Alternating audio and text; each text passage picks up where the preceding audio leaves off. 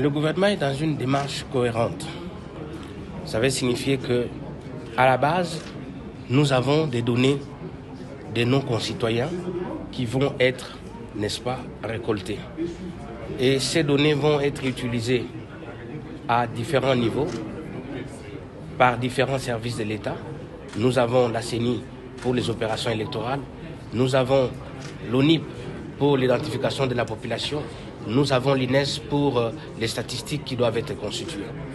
Le souci du gouvernement aujourd'hui était de pouvoir, faire le point sur l'évolution de cette mutualisation, de deux, savoir à partir de là comment nous devons faire en sorte que le processus prenne et que l'on démarre déjà avec l'implication de tous les différents services là-dedans. Voilà pourquoi la question du cahier des charges de la mutualisation a été mise devant, par son Excellence, Monsieur le Premier ministre. Pourquoi un cahier des charges commun? C'est parce que ce cahier des charges doit définir les différentes spécifications techniques des données qui doivent être enregistrées au niveau des différents services de l'État. De telle sorte que, avec un tel cahier des charges, il devra préciser également les règles d'interopérabilité, c'est-à-dire la possibilité pour ces différentes données d'être utilisées par les différents acteurs intervenants. Et donc, c'est cela qui a été aujourd'hui il y a surtout, au jour d'aujourd'hui, en termes de financement, l'État fait des économies réelles parce que chacune ou chacun de ces services qui devaient intervenir allait être obligé d'avoir un budget particulier.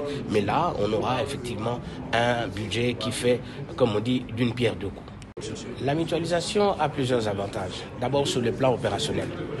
Les différentes données doivent être en mesure d'être utilisées par tout le monde. En tout cas, tous les services intervenant, chacun dans son domaine d'activité, bien entendu.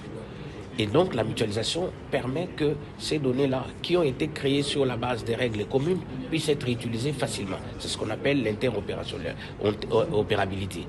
Deuxième chose, c'est la question du gain de temps. Vous voyez, c'est-à-dire, au lieu que chaque service revienne pour faire la même chose. Par exemple, si on doit prélever pour vous vos identités sur votre lieu de naissance, l'ONIP aura besoin de ça, la CENI aura besoin de ça, l'INES également. Mais est-ce qu'il faut que chaque service fasse le tour auprès de vous pour avoir les mêmes données? Donc, il suffit que le premier service qui est intervenu ici, en avant, on met la CENI, vu que ces services-là a un calendrier par rapport aux élections de l'année prochaine. Donc, si ces services-là arrivent à avoir des données vous concernant, donc ces mêmes données sur votre nom, sur votre état civil, sur votre famille, la composition de votre famille, votre origine et consort, ce sont les mêmes données qui vont être utilisées par les autres. Donc, on n'a pas besoin que tu fasses 3 tours, n'est-ce pas, pour donner les mêmes informations. Quand tu l'as donné une fois,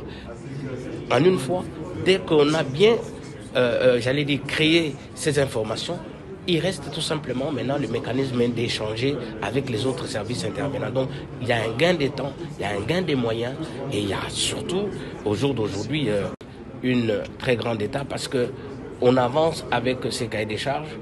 Le comité technique va commencer la semaine prochaine et donc, ce comité technique devra valider ces cahiers des charges et à partir de là, toutes les autres étapes vont se dérouler très rapidement, notamment au niveau de la CENI, au niveau de